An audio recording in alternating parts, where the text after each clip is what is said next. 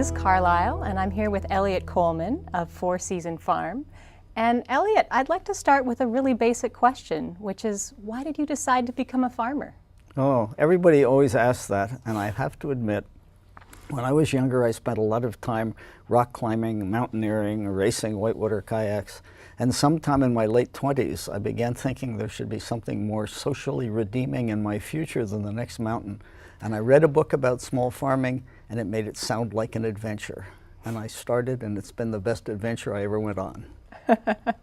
Wonderful. So what is it that keeps you so engaged with farming? You've been doing this for 4 decades now? Yeah, even more than that. It's the most fascinating mystery to try and figure out how the natural world works, and then how human beings can plug our needs into what the natural world will produce and not distort it in any way.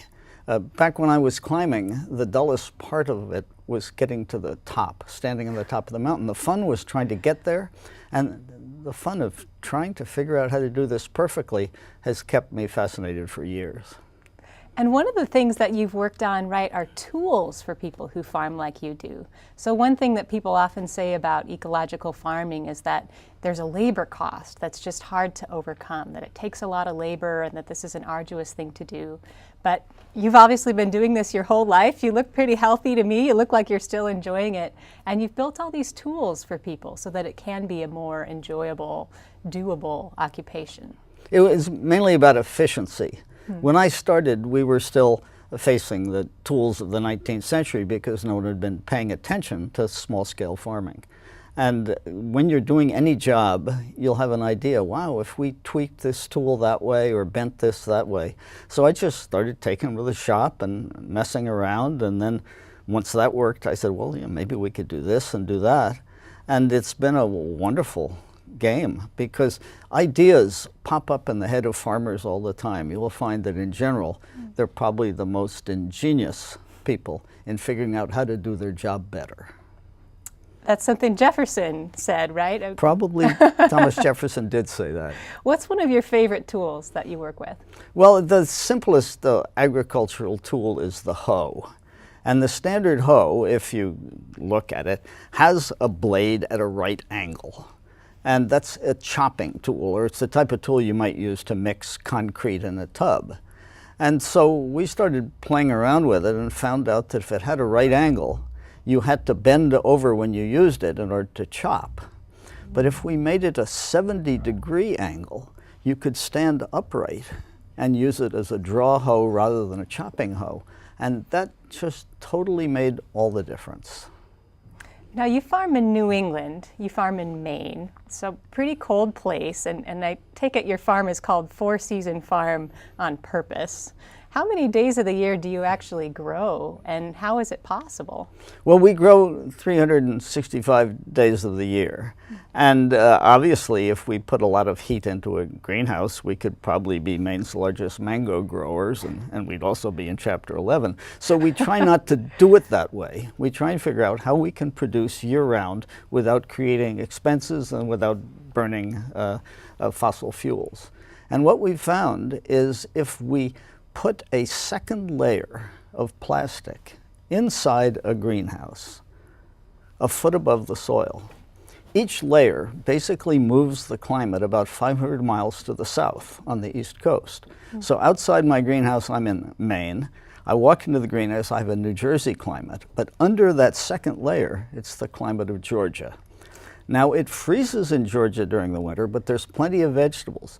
All of the Asian greens and spinach and Swiss chard and scallions and carrots, all of these crops don't mind occasional freezing and thawing as long as they're not out in the dry wind.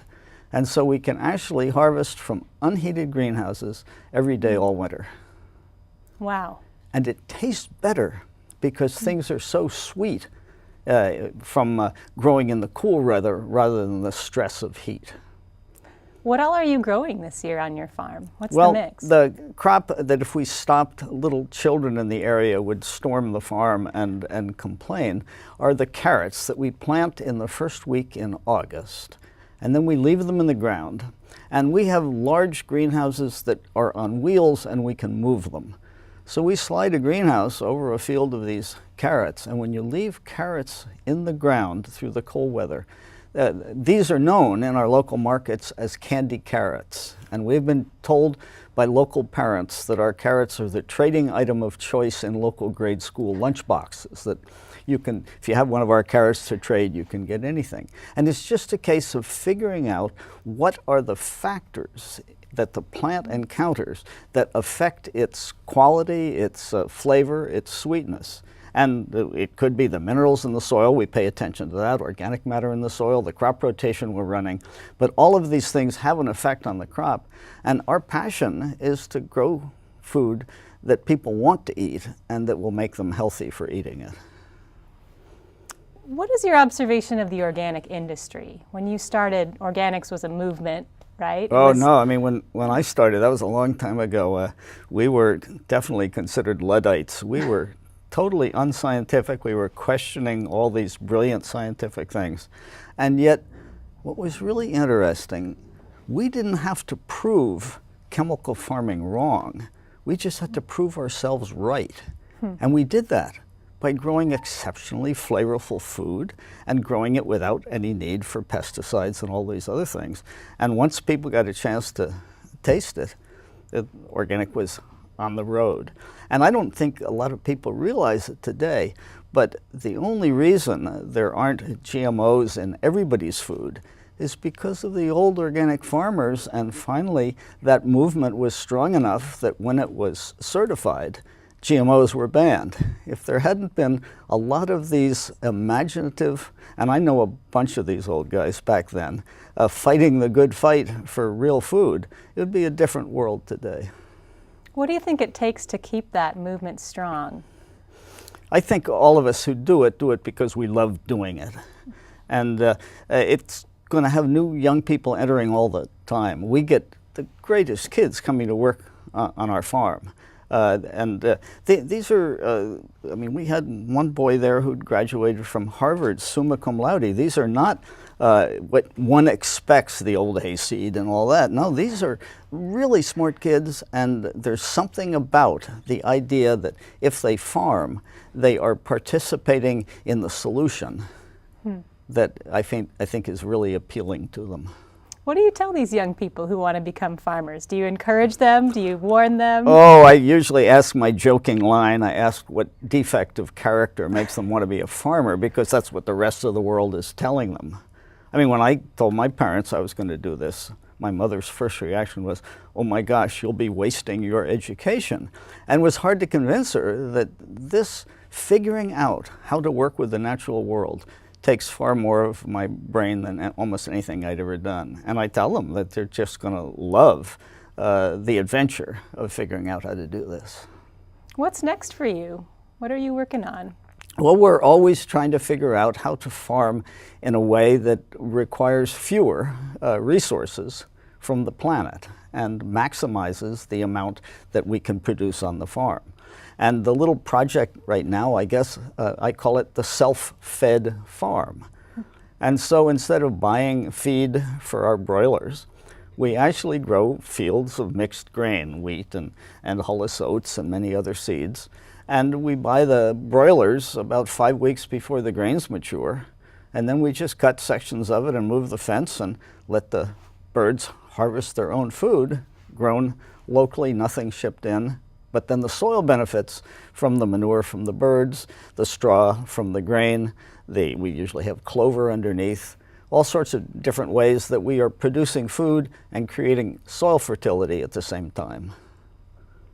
What do you tell people who aren't farmers who want to support this form of land stewardship? Well, lots of times I don't have to tell them anything. I just let them taste the food, and they want to become a part of it.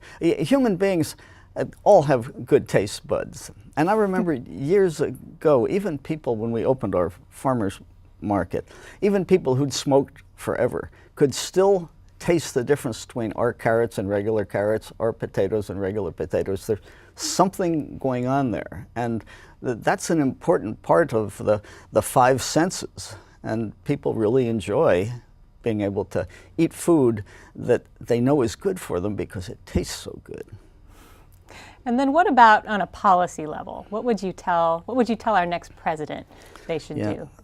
To be honest with you, I avoid policy at every opportunity. I have a mantra which I learned from Amory Lovins, and it's, I don't do problems, I do solutions. And so I never worry about what the problems are. We're always trying to make sure that what we're doing is working as well as it can and better than it did last year. So if I encountered a politician who was interested in doing solutions, I would shake his or her hand and tell them they're on the right path. Wonderful. Thank you so much, Eliot Coleman of Fourseason Farm.